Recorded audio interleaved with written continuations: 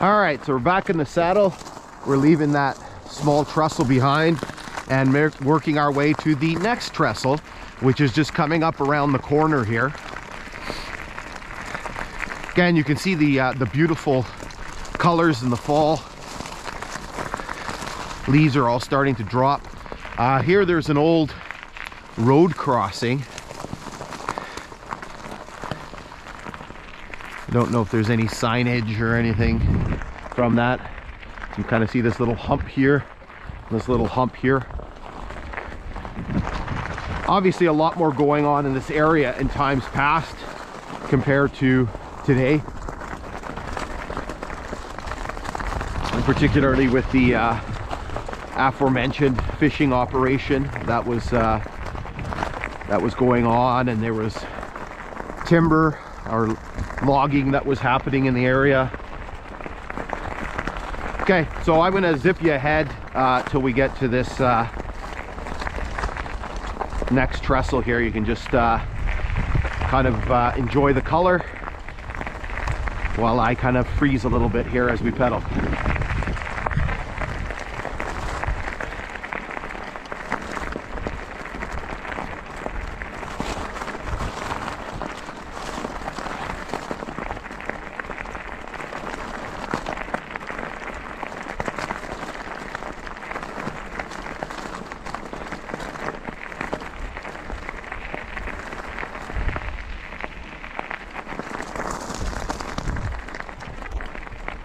Okay, so we've arrived at this next trestle crossing here.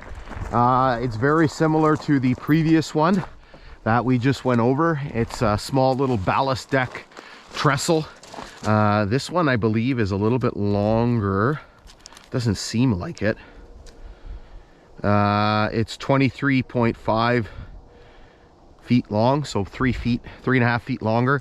Don't know the mileage, I'll have to check. This is, I believe, this is the milepost marker, because you can see it does have the wooden board attached to it. The board is gone. Not sure what it is. You can see it's all rotted. This one is not as good shape as the other one. You can see there's some deterioration here. The ties are still in place on the deck. You can see that there's extensive beaver works on the north side. You can see the conduit here for the fiber optic cable, bunch of tie plates down there.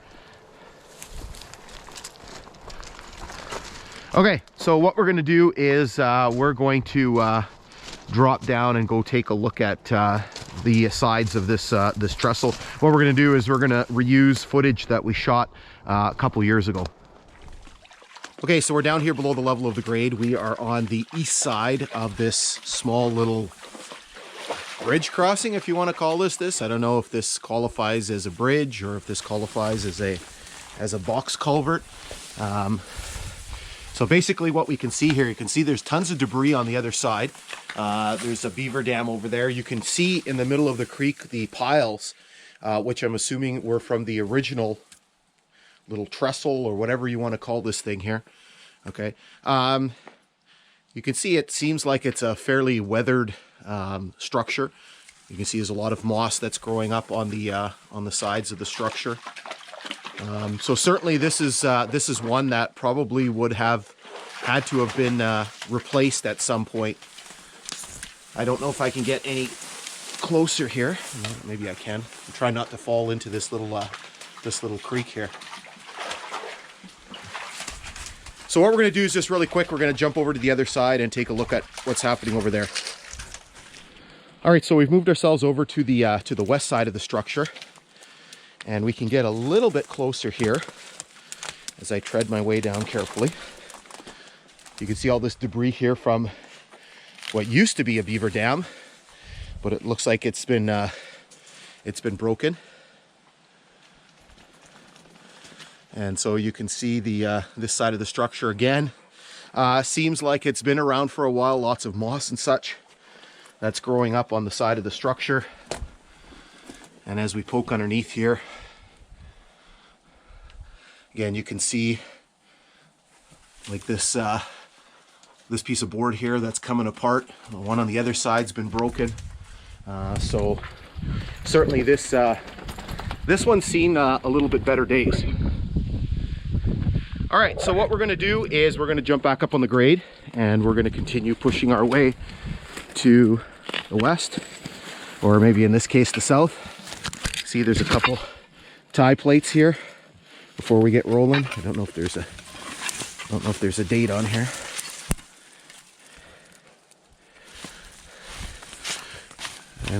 I can't see a date on there. They're too weathered. Anyway, so we're gonna keep pushing our way to the south here. Okay, we're gonna get going. We're gonna leave this second small trestle behind. So this is where things get a little bit quiet here on the hike.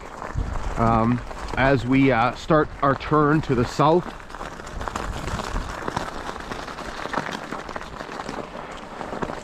It's a good thing there's a little bit of cloud cover today. Kind of helps us with the shadows and the contrast. Gonna run through a little bit of an open area here, and then we'll get into some cover, and hopefully it warms up a little bit. Even my toes are cold. Okay, so what I'm gonna do is I'm gonna zip you ahead a little bit more. We got a little kind of quick little stop here just coming up as we get into this open area.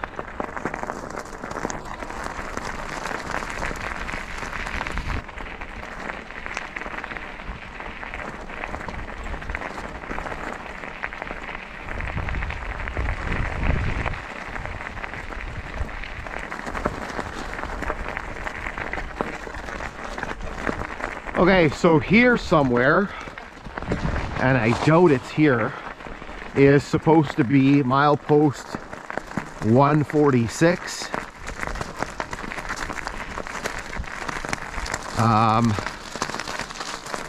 Nowhere to be found. Just like all the other ones. So we passed milepost 145 there at the beginning of the hike. I looked, but I doubt anything is here. If it's down there, it's going to be impossible to see unless you sort of step on it. But from what I've seen exploring this railway line, that a lot of the milepost markers in this area, basically everything from Nipigon west to Thunder Bay, milepost markers are very rare to see, particularly in this area. You don't really see any of them. If you see some on the bridges and things like that, but other than that, they're extremely rare. Again, this was the area where they first started pulling up the rails, and it seems like they cleared out a lot of the signage and stuff as well. They didn't leave a lot of that lying around. On the other side of Nipigon, so from Nipigon to Long Lac, you definitely see a lot more signage. In some places, basically, there's every mile, the milepost markers are still there. And so I'm not sure what the rationale was here for pulling them up, unless people came in and swiped them themselves. I'm not sure. All right, so let's keep moving.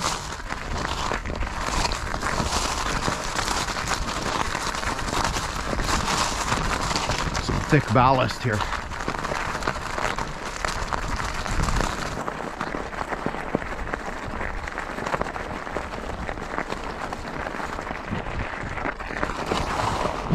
So here you can actually look back, and I don't know how you can see because the camera has sort of a wider angle to it,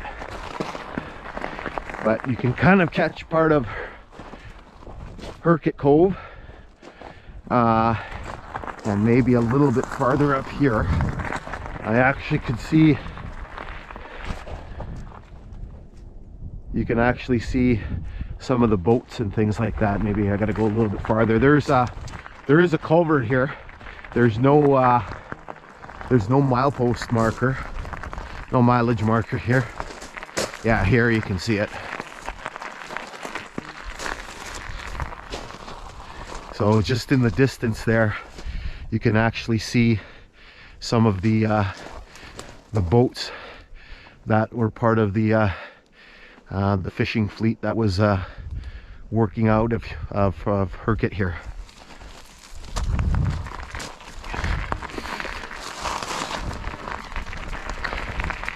All right, let's keep plugging all on. We're gonna get into some cover here in a minute.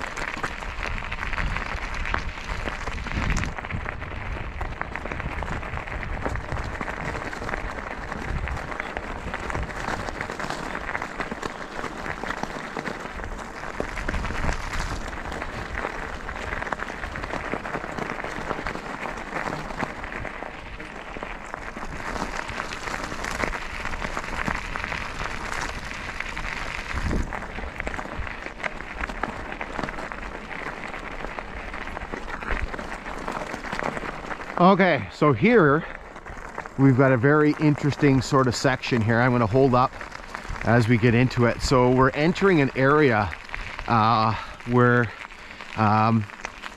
we just went through kind of a swampier area, but there's all kinds of vegetation growing along the side of the grade, particularly this one here, which are tamaracks. Now, we talk a lot about tamaracks in our hikes because basically they like where it's kind of wet and swampy, and they tend to grow up a lot alongside of the grade. So they're just at the stage here, you can see where they're changing color. So the tamarack, and I'll put the scientific name up, the tamarack is a species of larch, and it's one of the few coniferous trees that actually loses its needles. And so this is one of the reasons why they're soft. They're very, very soft needles. And so this time of the year, you can see they turn yellow. They turn a very brilliant shade of yellow, and then they drop. They're just starting to turn. And what I'm going to do is I'm going to show you a little video. I'm going to show you the clip from 2 years ago. We were riding through here, and the tamaracks were just like golden yellow. There's not any real natural features, but certainly this the trees and the colors here are quite beautiful.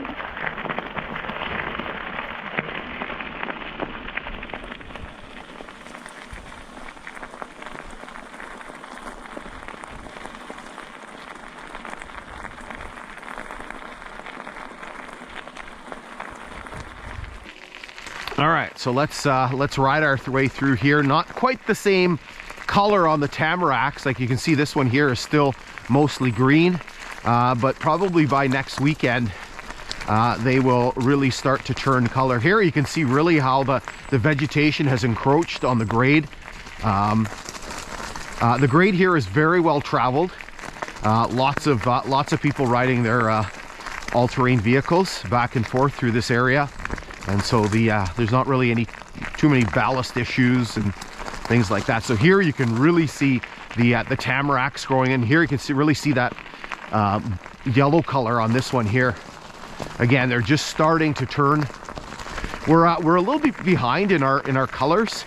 The month of September was actually a bit wetter and a bit warmer than it normally is. And so a lot of the trees that change color are behind. We're probably about a week and a half behind in terms of the colors.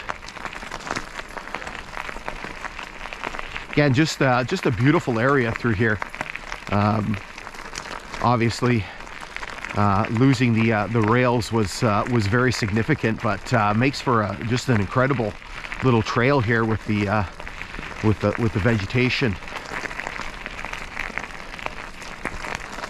This is around the area here where we saw some deer this morning. There was a group of them. I couldn't tell how many because it was quite a distance away, but some white-tailed deer. And they were, as soon as they kind of caught a whiff of us, they bolted. Here you can see the yellow, the real yellow color. These tamaracks are starting to turn.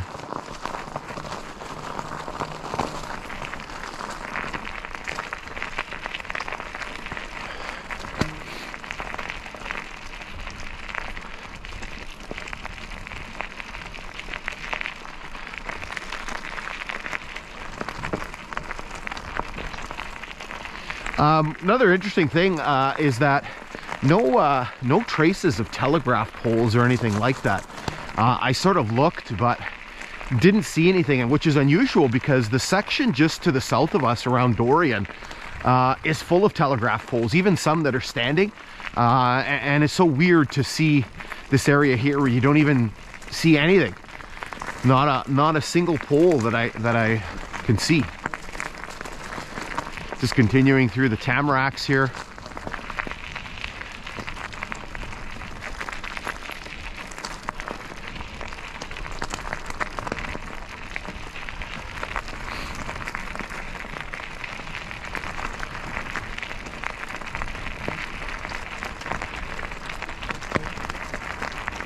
Okay, we're going to pull up here for a second and pause, and then we'll resume our southward journey.